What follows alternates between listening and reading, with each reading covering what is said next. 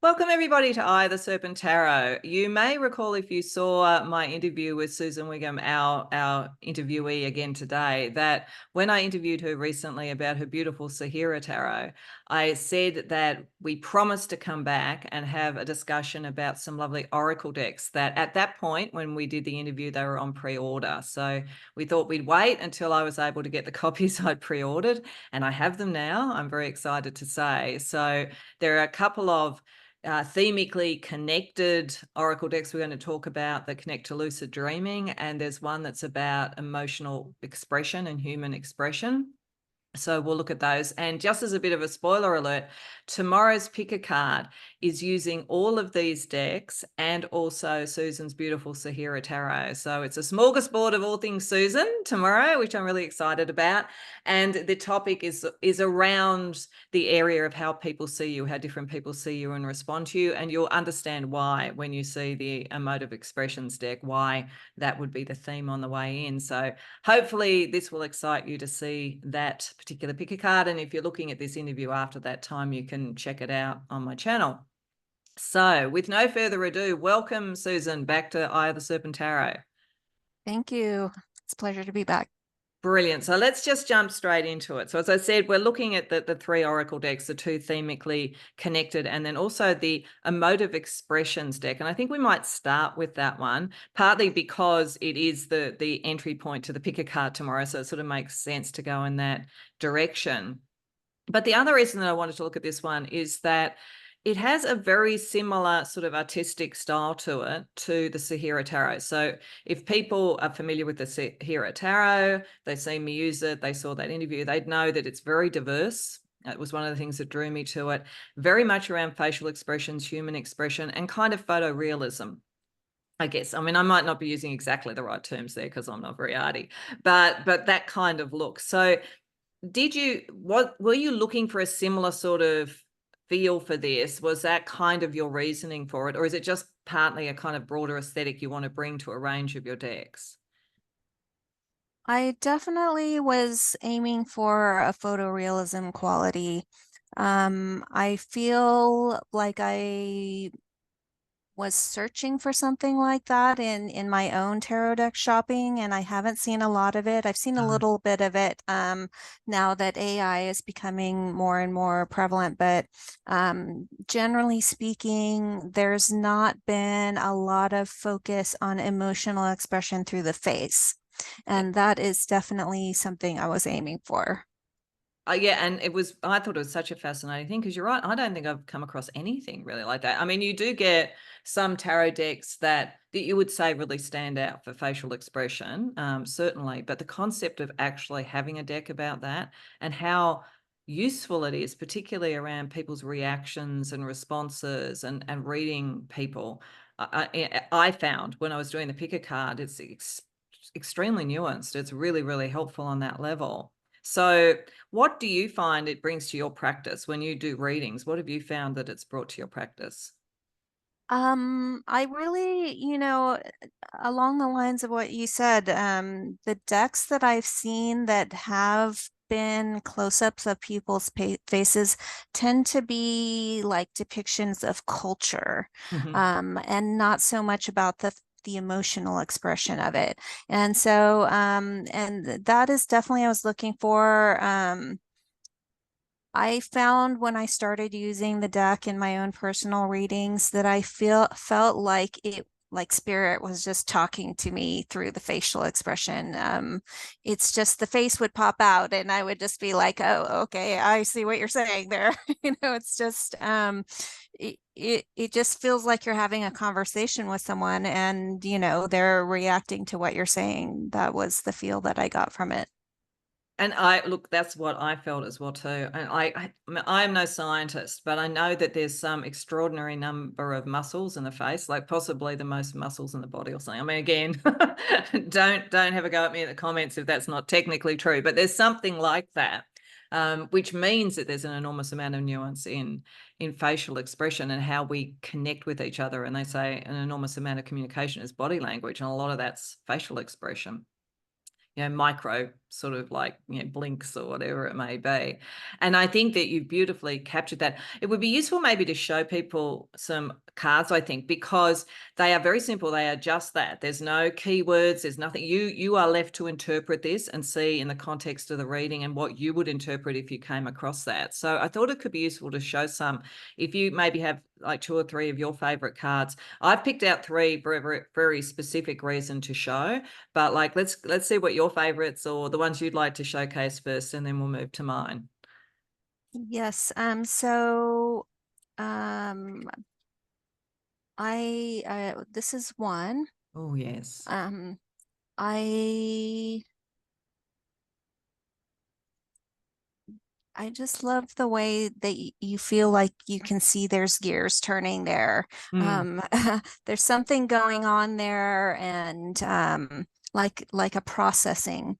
And I wanted to capture that sensation because I also experience that when I'm, trying to process something that I've witnessed or whatever, or an insight that's an inspiration or whatever. So I like that this captured that sensation. And if, of course, all the expressions could be applied in multiple contexts, but that is what appealed to me. And mm. I feel like we don't see a lot of depictions of this kind of thing. No. Um, and so I wanted this to be part of the collection. Um, this is one of the images I selected for expressing sort of sadness. It could be grief or disappointment, frustration, a lot of different things. But I felt like it was just expressive. I don't know Mm, what else to call it. It's just yeah. very expressive, without being too overt. There you can sense that there's some like not good feelings there, but it's not really like bold or aggressive. Mm. It's kind of like a receiving energy almost that I felt like was appealing to me. This one I like because it's like probably I think it is the darkest skin tone in the deck. And again, this is not something that we see a lot of represented. So I Yeah. was really happy that and also people who are AI creators can probably tell you that it's pretty difficult to capture the really dark skin tones. Hmm. And so I was really delighted when it came out with this because, you can tell it to give you a dark skin tone and it doesn't necessarily comply. So I was really pleased with how this one came out. Yeah, it's so joyous. I think that's something I really noticed in your decks actually. When you do joy, it is superb. Like it is superb. You really Thank you. capture it. So I chose 3. I mean, like I love all of these. And in fact, one of those ones, the first one you showed, came up in a reading I did recently. It may actually be in the picker card, I think. And I love the sort of pensive future yearning sort of feeling around it. Yes, And future. That's a good word for it. Yeah. yeah, and I also thought that it's interesting what direction the eyes are looking. That tells you something as well too. There's so much in this. But what I chose were 3 that I think are fairly subtle. And there's a reason for why I wanted to show these, but I'm just going to show them first and then talk about it. So there is a lot of interpretation around that and a lot of nuance to work out exactly what the expression is. Like is the person about to say something? Are they going within? There's all sorts of subtleties to that one. This one is a little bit more openly expressive, but even so, it's kind of like, again, I almost feel like, is the person going to withdraw and walk away, or are they about to say something? So you have that kind of level of nuance depending upon it. And this one is like beautifully serene in some ways, but there's also something a bit sad or melancholic about it as well. And the I reason, also got sorry, on yeah. that one. I also got the feeling that maybe they there was like maybe either unrequited love Yes. or a sudden realization of love, even possibly Yeah. like unexpected love. Yeah. Absolutely. Yeah, there is. There's that kind of wonder. The reason I wanted to choose these sort of segues into something I wanted to talk about, which is that anybody who's ever done emotional intelligence psychometric testing, and you do sometimes do that for jobs. I've done it a number of times for jobs because I worked in human resources. So it was often a thing that they would test you for. There's actually a test that's a bit like this, where there are lots of subtle sort of like expressions. And so they're testing your capacity to read the micro expressions, really. And I find that really interesting. And it seems to me that a deck like this could serve a couple of purposes, because what you would probably know with psychometric testing is a bit like IQ testing. It's like, you do it for a while and then you get better at it. So you can kind of like practice for psychometric testing. Just a little hint there for anybody who is going to do it. You can actually practice. And it seems to me that this deck would not only enrich readings, and it really does, but it would also potentially help teach somebody to be looking for those nuances. And that's why I really love these really subtle ones as well too, because there's some that are really full on. It's not too difficult to work out what the expression is, but there are others that like really build your almost lexicon in a way. So was that sort of something you were thinking about, or have you found that? Do you find working with it, it sort of increases even your awareness of in a day-to-day level when you see subtleties? Absolutely, yes. While I was designing it, there were a number of occasions where I thought, wow, these expressions are so similar, do I really need this many variations, and I started really digging into interpreting each expression. I did some interpretations for my Instagram where I compared two seemingly similar expressions and examined the nuances, provided some hypothetical contexts that would sway the direction of the interpretation one way or another. And it was really, for me, illuminating how much subtlety, can influence it. So I definitely found myself after that, after having designed the deck, like just engaging in conversations with people and noticing the subtleties Mm. and watching videos on social media and noticing subtleties and everything. So looking at people's profile pictures and all this. So it's really, it's definitely educated me a lot. Yeah, I think I'm going to use it in that way for myself as well too. I mean, I spent a career reading rooms and reading people, but you can. There's always something else to learn. The other thing that it makes me think of is the concept of intuition and what intuition is. And I think one part of it is psychic, telepathic, all of that kind of thing. But I remember reading a book by an author called Gavin DeBecker, he's a threat specialist in America, works with politicians and celebrities and so forth. But he was talking about intuition as incredibly fast thought, that goes faster than your conscious mind. So it's sort of like, he would use examples where you would sort of see, you were going to your car and somebody comes to say, oh, I can help you with your groceries, and just something tells you no. And he would, like, if you unpack that step by step back, you can see it all. I think that like the micro expressions with the face are a bit like that. And so this is probably going to build the intuition as well. Like, I think this becomes not a training tool. I don't want to sort of reduce it to that, but I think there is that aspect to this deck, which I think is really unique, in terms of almost taking the liminal, which we normally deal with archetypally with tarot and all those things, into the practical, because we are Yes. dealing with people every day. So I think it is a really powerful and unique deck, and I really encourage people to check it out and get it if they want to sort of build that side of their reading. And it, as I say, I mean, hopefully people will see, if they watch the pick a card tomorrow, they'll see like how powerful this is. It's really interesting, the kind of readings that come out of it. So let's not just talk about that. Let's also talk about the other decks. So the other decks are both based on lucid dreaming, which is a thing that really interests me. So there's the practice of lucid dreaming. There's also dream interpretation. But what I've used, I mean, I've used these decks a few times in readings already. People may have already seen it on my channel. And the reason is that that it also to me is incredibly good at showing signs and synchronicities, because I think that's what dreams and meditation does for you anyway. So I find it as a really good way of saying what might you see, what might you feel, what might you experience in the practical world or in the dream world that tells you something. And you've divided it.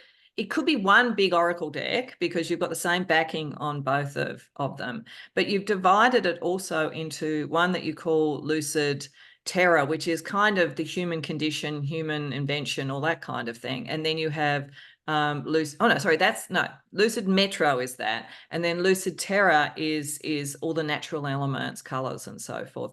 So tell me a little bit about that, like why do something about dreaming, lucid dreaming? How do you use it, and about using them together or using them separately?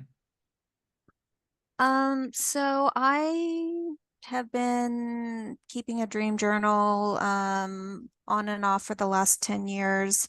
I've had an interest in dream interpretation for about the last 20 years, but keeping a dream journal in earnest for the last 10 and Wow. really diving into what the different symbols mean and everything. And it's such a helpful tool. Like the tarot, it's so helpful for self-reflection.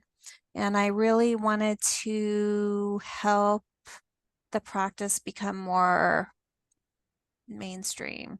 Mm-hmm. And I feel it's kind of like a crossover tool where if you already know how to read oracle decks, it's a good way to build on that Mm-hmm. knowledge and expand into dream interpretation. Although I imagine that oracle readers would already be interested in dream interpretation. I don't know if that's true.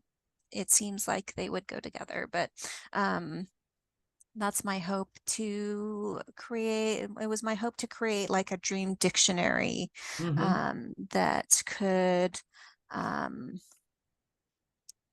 Cover help both of those. expand awareness. Yeah.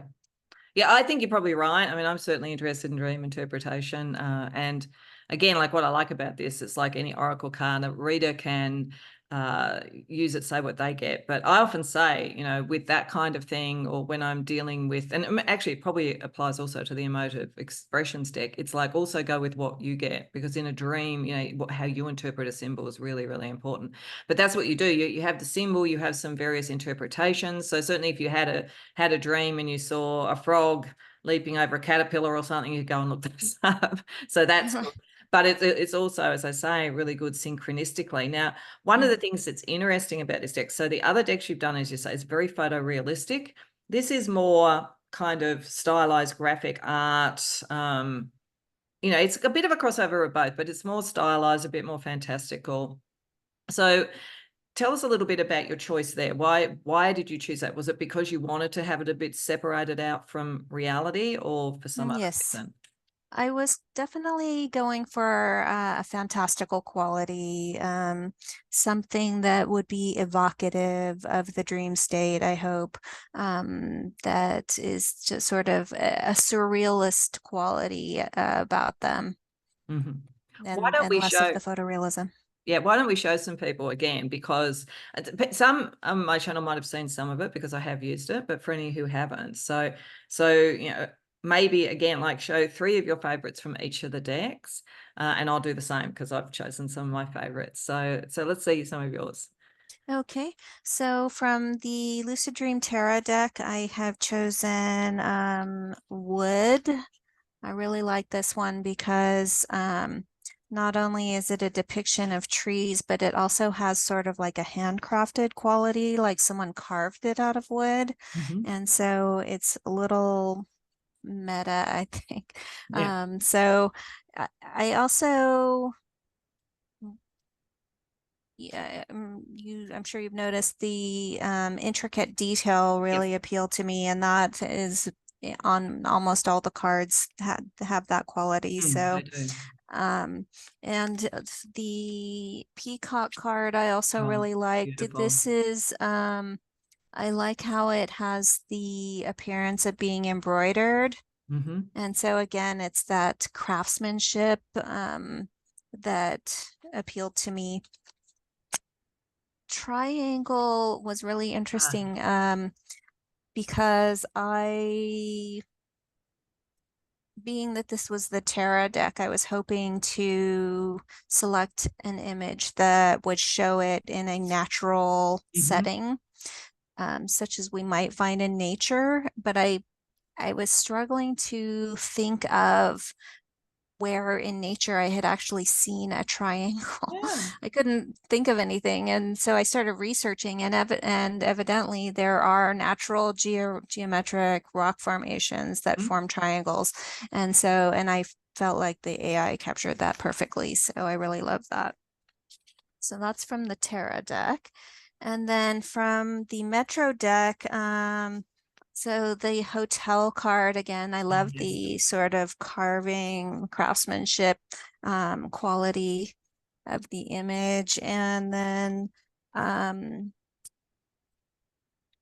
Secret Room. This is another Oh, of my yeah. favorites because I've actually had recurring dreams about secret rooms in the house. And so I definitely wanted to capture that.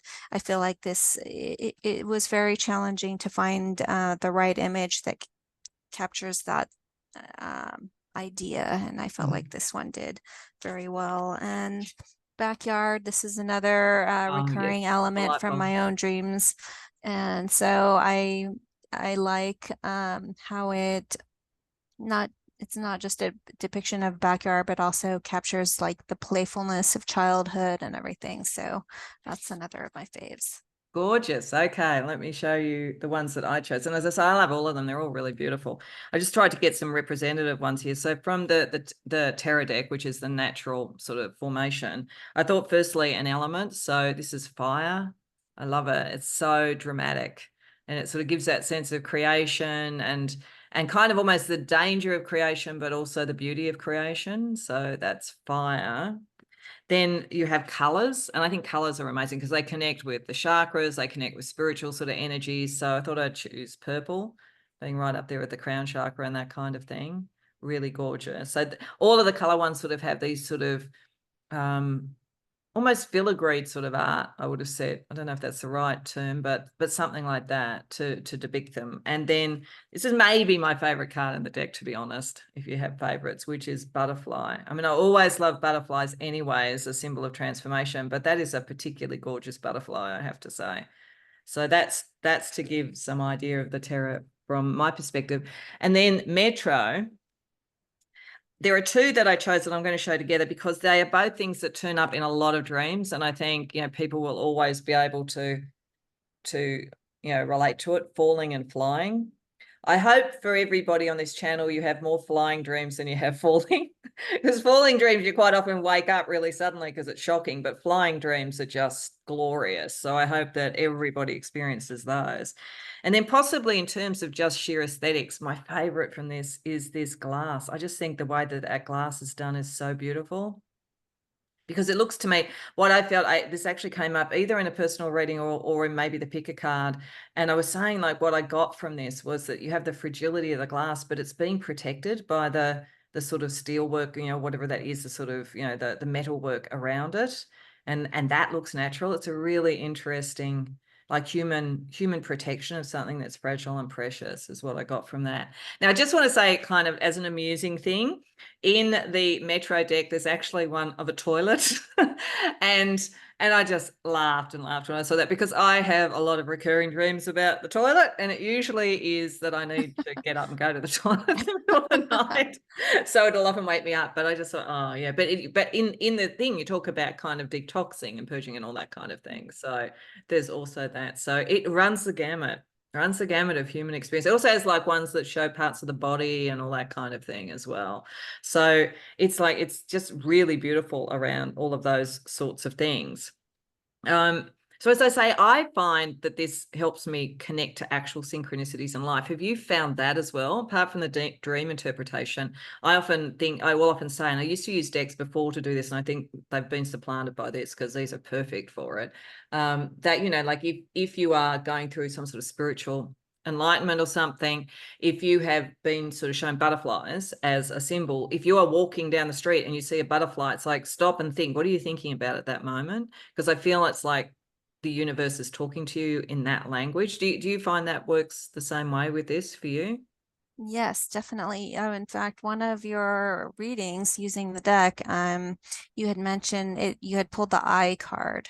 Mm-hmm. And you mentioned, you know, to be on the lookout for, you know, that you might see an eye in your environment. And Yep. then, sure enough, on my way to work, I saw an eye, someone had posted an eye sticker on a telephone pole, Wow. and it caught Wow. my attention because, you know, of the reading. And I was like, whoa, it just really sort of hit me because I probably have seen that telephone pole a million times and never noticed the eye sticker. But it just, like you said, it just stops you in that moment, and you just like take in what's happening, because it pulled your focus into the present so Mm. strongly. So I definitely have had that experience as well. Excellent, excellent. Yeah, I think the universe talks to us in so many different ways, and that's one of the key ones. And it's a lot of it is just about like bringing it to your awareness and noticing, which I think is what these decks really help with. So, because I'm always looking in readings for how to guide people to do their own psychic stuff, really. Because I personally believe, and I've said this a number of times, that the people who come to my pick a card readings, it's not really about whether I'm psychic or not. I mean, obviously, I try and channel whatever's coming through. It's about their psychic ability because they've got to choose the right deck. They've got to choose, the right pile and all that kind of thing. So it's all an exchange of like learning about symbols and synchronicities and how to heighten that and so forth. So I think your decks are really brilliant for that. I think you do some really unique decks, like spaces that other people aren't doing them, which I really, really appreciate. Which sort of leads me to sort of say, I do know, because I pre-ordered a couple of other decks from you, I do know that you've got other decks coming out. Do you want to talk a little bit about those and anything that's in the pipeline that you haven't sort of like shown to the world yet that you want to share? I mean, there may not be that, but by all means do if you want to. So I do have three other decks that are um that you haven't seen yet. Ooh. That you've I think you've ordered two of Oh, them. right. Okay. The one of them is called Tales of Fairies Oracle, and that one is again conceptually different than what most people are accustomed to with an Oracle deck. Or actually, I won't say that because I have seen Oracle decks that are based on literature, Mm-hmm. and that they have each card might be associated with a particular scene from a Mm-hmm. story. Yeah. And that is the concept that I am using for the Tales of Fairies Oracle, except it's a story that I've written. Right. Oh, So that okay. Wow. each card reads like the chapter of a book. Mm-hmm. And so if you read from, you know, card number 1 to card number 64, you will read the entire story and then draw on, you know, the what's happening in each scene if we're interpreting the card. Mm-hmm. So that is a deck that I very specifically aimed at um, exploring gender fluidity. Okay. As you mentioned with the Sahira Tarot and with the Emotive Expressions Oracle, there's a lot of feminine energy there, Mm-hmm. Mm-hmm. some gender fluidity, but mostly feminine. And with the Tales of Fairy Oracle, I specifically aimed toward gender fluidity and non-binary um, Okay. exploration. So, Great. and Great. it's Yeah. also the story itself has to do with my own experiences recovering from addiction. Mm-hmm. And that's a very specific topic that I feel is not really covered in great detail in most Oracle or Tarot decks. You know, we Yeah. can just sort of get into things like the Three of Swords with grief or heartache Or the or devil pain, but card. Yeah. yeah, or the devil Yeah. card, but it's just sort of like a surface level and not really with the Tales of Fairies Oracle, I really tried to delve deeply into specific facets of recovery Hmm. from addiction. And so I don't know that it will appeal to anyone who's not dealing with recovery Hmm. from Hmm. addiction, but that was the concept. Then another one is the Revisa Way of Witches Oracle. Yeah. That one, that is a based on mostly pagan witchery themes, and I used the art style on that one is different too from the other decks in that I went with like a sort of double exposure multimedia collage style. Hmm. And so it's got kind of, I think, a more romantic feel to it. And then I have the most recent one is called Malika Angel Tarot, and that's angel themed. And again, that's also more of a non-binary exploration as opposed to the Sahira Tarot, which is more focused on feminine. Yeah. Yeah, they're beautiful. I must say that the witches one is really I think I'll use that in very specific types of readings, but it's very powerful. Oh, thanks. And for people, like, all you have to do, in the description box below, you'll have the link to Susan's Etsy store. She shows you all the images so that you can see what you're getting for each of the decks. And it's like, it's really, wow. Very Halloween deck, I think, to some degree as well, though not only to be used then. And I love the look of the angels one for the sort of celestial side of things. I love the non-binary thing you're doing, actually, because I do think that, like, in many spiritual traditions, the concept of the androgyne is extremely spiritually advanced. And so, it's whether it's sort of something that's internal with you balancing that, or whether it's something you externally want to express. I think people don't realize that. Like, that it's not to say you have to express it or you have to be non-binary at all, but it is really interesting as a sense of understanding that we are, not just one thing anyway, like spiritually. I think that's really, really powerful. So I really love that in your work. And it's done subtly. It's not sort of like wham in your face that, people have to sort of deal with it and process it. It's done subtly, which I really, really love. So I'm really excited about all of those decks. And I'm sure you'll come out with some more, so I can hardly wait. But what we did think we'd do at the end is we thought we'd actually do some readings with these decks like we did with the other ones. So just so people know, we did have a bit of a chat about this before. So I'm going to have a look using firstly the Emotive Expressions deck and then using a card from each of the Lucid Dream deck. I'm going to be looking at what's an area this collective could use more closure about. And then after that, Susan is going to look at what's the next step that the collective could do. So I'm just going to quickly shuffle back in the cards that I've chose. I want them to just randomly come out. They can only come out if they're right for this question. So just doing that quickly. Bear with me, everybody, please. And then we will see what Spirit wants to say using the decks. They're quite large, so that people know they're the good big oracle size. So you can't kind of riffle shuffle them. You have to kind of just shuffle them hand over hand. But I'm not a very good riffle shuffler anyway, as people probably realize. So now I'm going to shuffle and say, firstly, I'm going to get the Emotive Expressions card to get a sense about the feeling around the closure, and then I'll pull a card from each of the other decks to see what else we get as clarifying it. So what could this collective do with a little bit more closure on? Oh, it's a happy card. So this closure is not sort of something that is bad. This is something where you feel satisfied. This is something where you've achieved something. Probably, actually, it's perfect for the fact that we're then going to go to the next step, because this is not so much, oh, you've got to deal with all this trauma to get there. This is like something where you feel, yeah, like this sort of feels like she's going, yeah, I'm okay with this. I'm happy with this. I've reached sort of something. There could be something around love for some of you in this, because she does look like she's found something, like self-love or love of others, which doesn't mean to stop that, but it's closure maybe in the search. So then let's see what we get with Lucid Metro. Oh, okay. I think it is about love.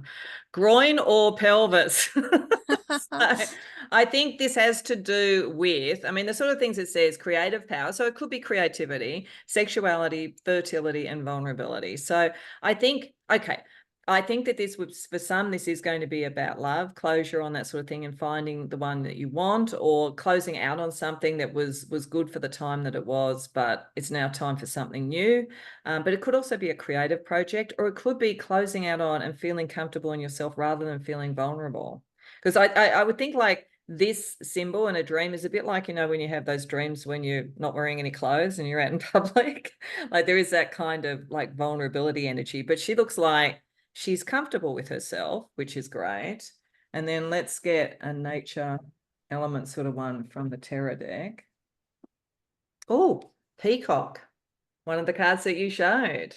So, you know, the it says pride, confidence, authenticity, prosperity. So I think this is closing out on a cycle that has brought this collective to this feeling. I think that the collective are ready to show their beauty, show their confidence, show who they are. This has probably been a cycle where they felt vulnerable in something, whether it be around connection with others or whether it's something else. But I think, you know, this card is telling us the closure is a closure of satisfaction and ready for the new. So there you go. That's what I get. So what is the new? Over to you, Susan. Okay, so we'll start with the Emotive Expressions Oracle. And what we have is this one. Let's see here. There we go. Oh, okay. Try to get a Yeah. good light on here. There we go. And then let's add in the Terra card. So we've got Turtle. Oh, okay. And then for the Metro deck, we have Umbrella. Oh, okay. Okay, this is actually another of my favorites. Um, so I'll just say a little something about the umbrella card is that I intentionally designed the dress to look like an umbrella. Mhm. And so she has an umbrella over her, and she's also sort of wearing an umbrella. And I was looking to communicate an opening of the nervous system, really, and how that serves as a protection, because it's really like an opening of our intuition. And so what we're seeing here, I think this expression really fits in well with what you Mm. were saying about having achieved closure and feeling a sense of confidence moving forward. There's definitely that. This is a person who is one of those um, do no harm, take no S, Yeah, you know what yeah. I mean? Kind of, there's I think a boundary there Mm. that the person feels comfortable with, whereas perhaps before there might have been some hesitation about asserting a boundary. There's really now, I think, a more a comfort level with it that it's just knowing that it's there and where Mm. it is and not feeling like it has to be a battle anymore. And so with Turtle, slow but steady, persevering, strength, boundaries. So there's boundaries again, because the turtle has a shell Yes.